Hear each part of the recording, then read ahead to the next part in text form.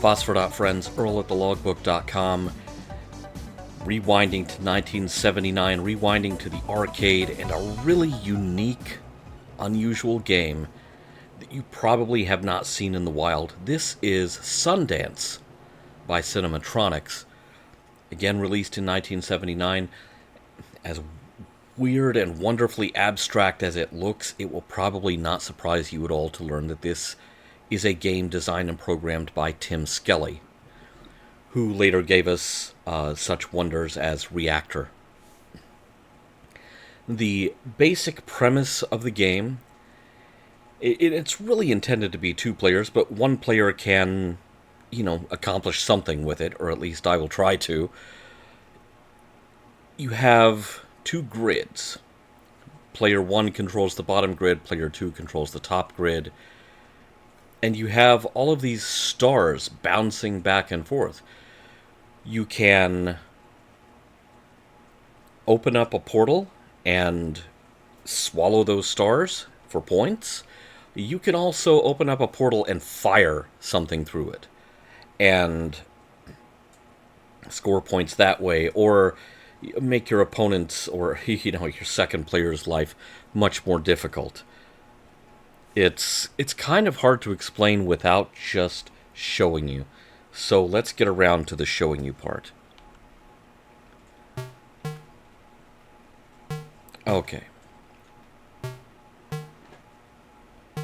going to play one player. I'm going to turn up the game sound just a little bit. Hopefully not too much.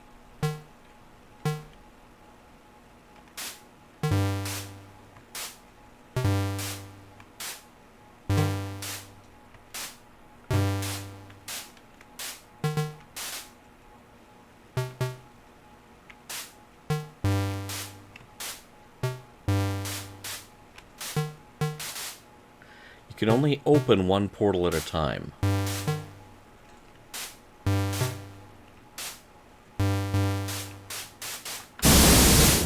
There, I blow a couple of them up. But if you misjudge,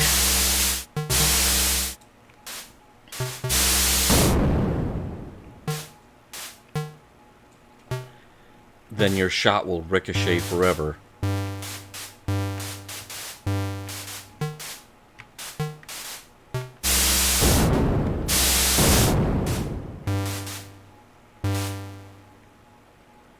Oh, okay.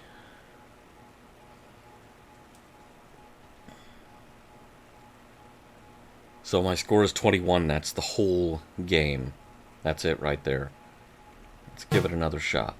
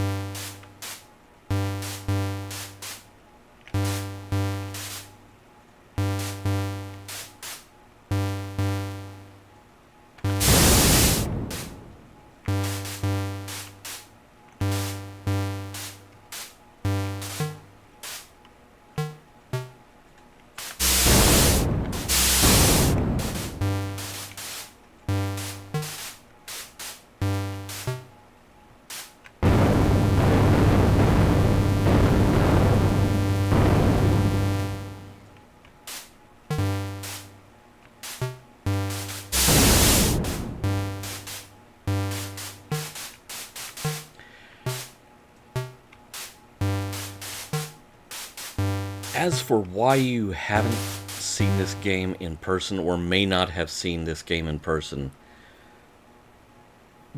there's a story there, and let's divert into that for just a moment.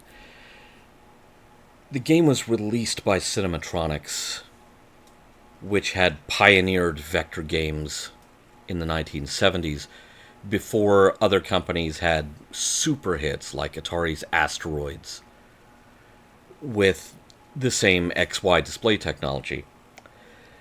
But Cinematronics was in overdrive on developing vector games, so much so that they actually sourced XY monitors from an outside vendor to use in the Sundance cabinets. Now, there was a mismatch on engineering specs, and the monitors had a tendency to self destruct because your arcade monitors are mounted at kind of a weird incline, an angle, rather than the usual application for a television or monitor, which is that the screen, the gun, everything in there faces forward and is mounted flat horizontal. Something about a specific coating used on part of the monitor migrated when it was mounted at a specific angle, and the problem with this coating was that it was conductive. And so arcade operators would fire up the machines and the monitor would just basically eat white hot electric death and, probably start pouring out smoke. And that was it for that machine. So it is estimated that very, very few of these machines survived the initial rollout. We're probably talking low hundreds. Do any of those still exist now? I don't know, because that's not a great engineering track record, and it's a really weird thing to imagine that there was that kind of misfire on communication.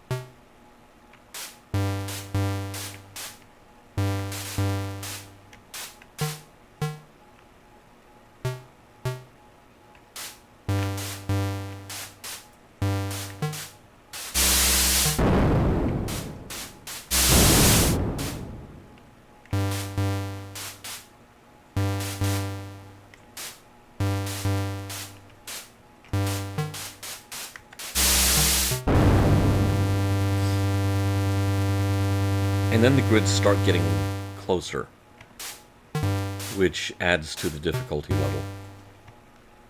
Oh. Okay, I messed up somehow. That was the end of the game.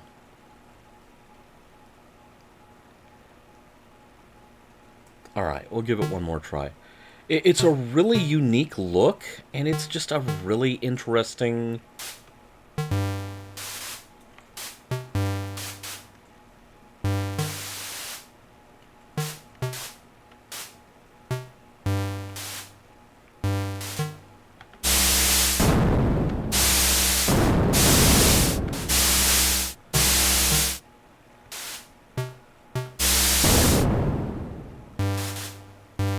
It's just strangely satisfying to simply blow them up.